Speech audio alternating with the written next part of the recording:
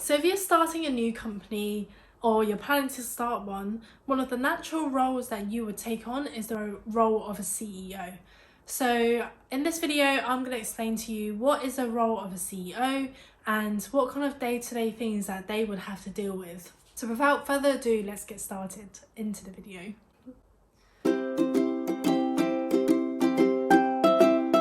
So one of the main things that a CEO does is setting direction and strategy for the company.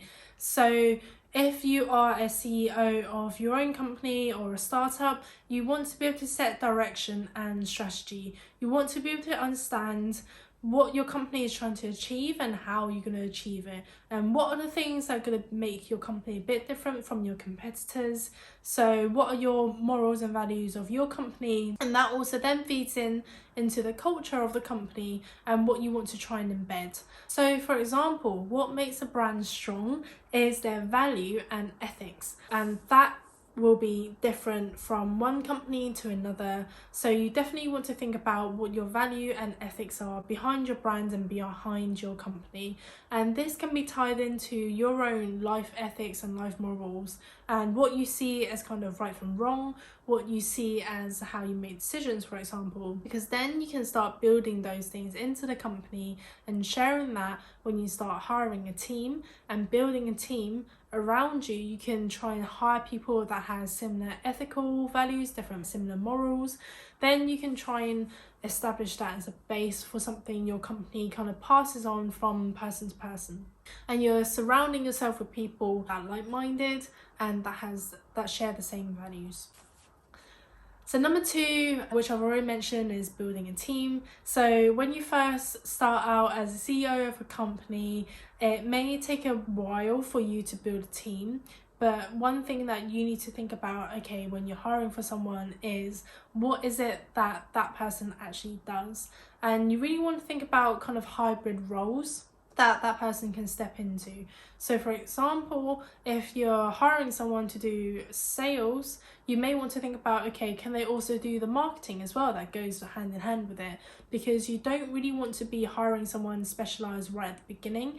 You want to be hiring people that can wear multiple hats. This is because you would be limited on resources and limited on the ability to hire people full time. So if someone can do multiple things for you, then that will benefit your company hugely in the larger sense. And they in the future will be the people who will probably be the senior leadership team.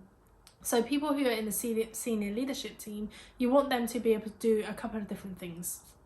Another thing as a CEO, what you would do is making those difficult decisions. So yes, there'll be hurdles that your company will face, and there'll be decisions that your company may face. And what you will need to do is make those difficult decisions. So for example, a difficult decision could be a company tries to come in and acquire your company, and you need to think about, okay, is that worth it? Is that part of my long-term goal? And yeah, you need to think about so many different things if, for example, a company has approached you to try and do that. Other difficult decisions could be hiring or firing someone, or it could be moving the strategy, changing the company direction. There's so many things that can change. If, for example, COVID-19 hit and your company is trying to pivot, so what is it that your company can do differently? For example, if it was concentrating on having a physical store and you knew that during this time that you couldn't do that, what is it that your company can change to do? So making difficult decisions and also making sure that you are agile and you can pivot and move your strategy one day to the next, maybe not on a daily basis, but when there are tough external factors that are affecting your company, you need to make sure that you adapt with the times, right? So yeah, that's definitely something to think about, and being able to make difficult decisions and being able to pivot is core to startups and your survival of your business. The last thing you need to be responsible for when you're CEO of a company is that you should essentially be able to do everything. You may not specialize in everything, so it may be difficult for you to do everything. Then that means you should be able to partner or co-found your company with someone who has a different expertise than you, because you then would complement each other very well.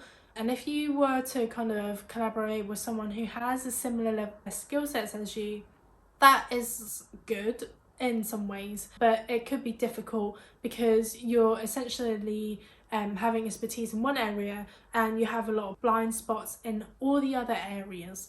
So definitely find co-founders that have different skill sets than you have. It may be, for example, looking at building a finance company, you may want someone who's more financially minded and you may want someone who's more commercially minded, because those two can complement each other. In this day and age, you can try and Google.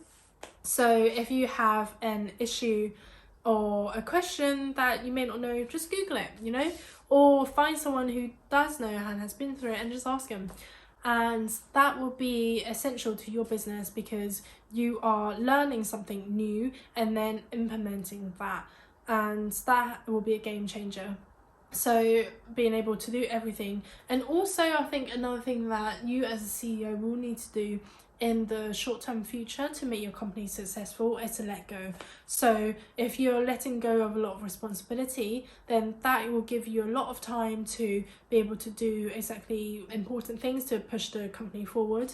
Whereas if you are stuck in the decision making or the day-to-day operations or even the tactical element of the company, which is, you know, the 1 to 2 years, you're not exactly making those decisions for the company, which is like 5 to 6 years down the line. So you really want to be able to delegate and move that decision making to people around you and your team, and you should be able to trust your team to be able to do that. Hire people that are smarter than you and then delegate to them and make sure that they're responsible for those key decision making, which will free up your time to concentrate on growing your company and being able to move your company forward. So yeah, these are the different things that you may do as a CEO of your own company. And thank you so much for watching. I will see you next time. Bye.